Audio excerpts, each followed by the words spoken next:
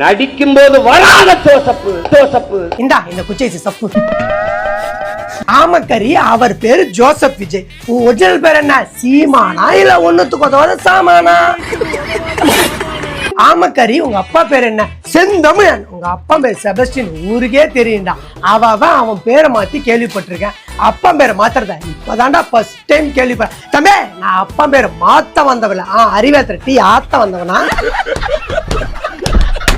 இத்தனை தொகுதி தமிழ்நாட்டில் இருக்கும்போது பெரம்பூர்ல ஏன் நின்ற ஜெயிக்க நின்ற பெரம்பூர்ல ஏன் நின்றீர்கள்? இத்தனை தொகுதி இருக்கும்போது திருச்சி கிழக்கை தேடி போய் ஏன்?